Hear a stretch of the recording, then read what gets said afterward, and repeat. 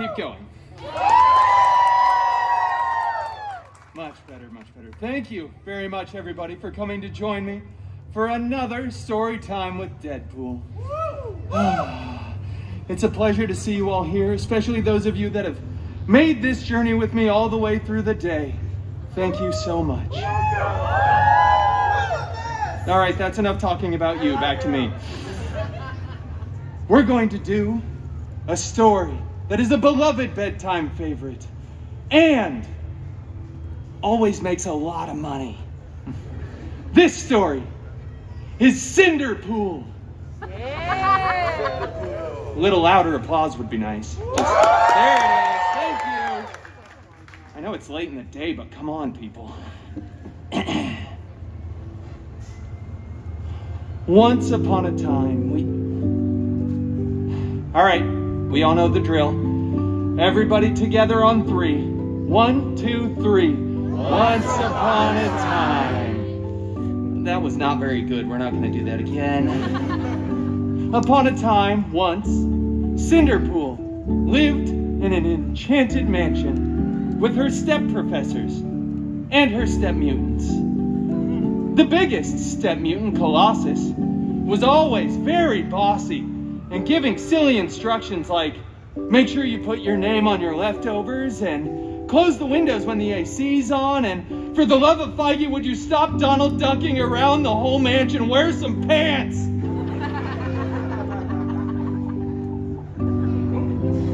The other step mutant, Negasonic Teenage Warhead, which is such a cool name, isn't it? So good. She was always texting and rolling her eyes.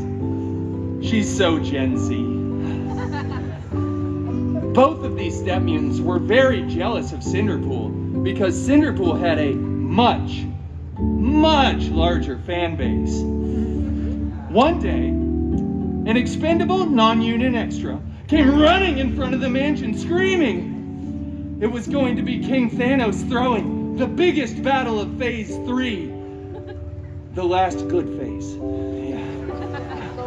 Cinderpool desperately wanted to go to the big battle, but Colossus said, "No, it is too dangerous, and you are not a good part of the team." Colossus then ripped apart Cinderpool's favorite costume, and Negasonic blasted it with her mind powers.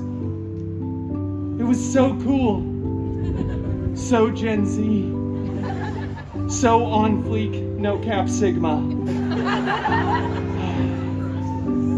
Cinderpool was distraught, and he was very exposed as he ran out onto the mansion grounds, stumbling for dramatic effect. But then he looked up, and he saw something forming. It was a beautiful, golden sparkle circle. And out of that sparkle circle stepped Cinderpool's fairy hairy god mutant.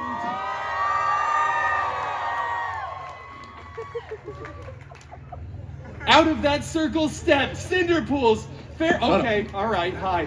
Wolverine! Oh, fairy god mutant Wolverine! I desperately want to go to the big battle, but all of my step mutants destroyed my favorite costume. Shut up. He said lovingly.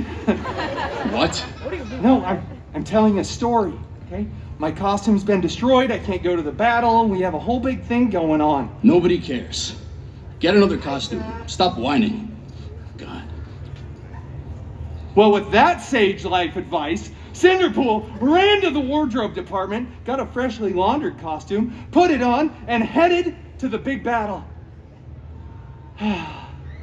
He was late because he stopped to get a chimichanga along the way at a local 7-Eleven. But 7-Elevens don't sell chimichangas anymore, so we had to go to 3 other gas stations just to... Anyway, when we arrived, the Avengers were winning! Captain America looked so good in those tight pants. Cinderpool looked around for his fairy god mutant Wolverine, who was... I'm going to Pim's. Bye, Wolverine!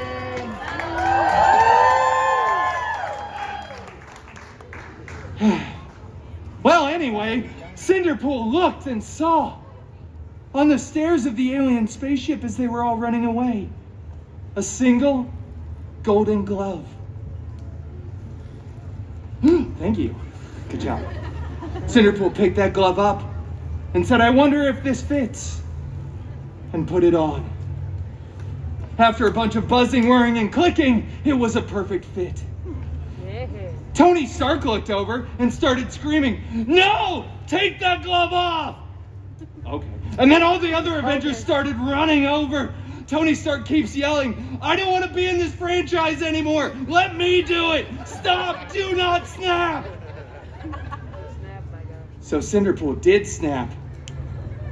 Both physically and mentally. He does that all the time. Just snapping over and over. People were disappearing, reappearing. It was really dramatic. There was crying. A lot of things happened. But eventually, Cinderpool stopped.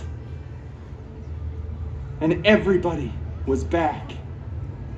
Except for those people that always show you all the pictures of their dogs. We don't like any of those people just walking around with their phone. But Cinderpool was the hero.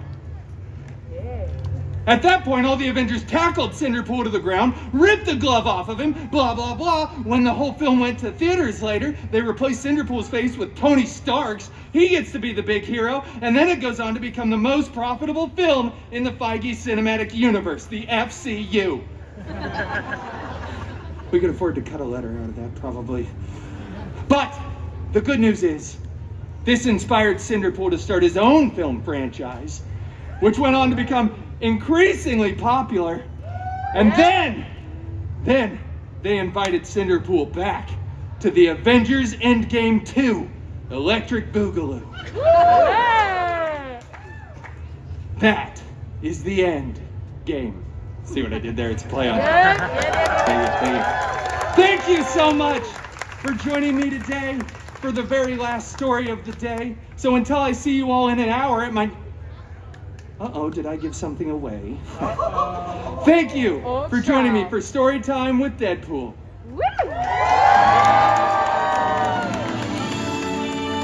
You're too kind. I promise I'm not going to be anywhere in an hour. Don't look for me relatively over there. It's fine.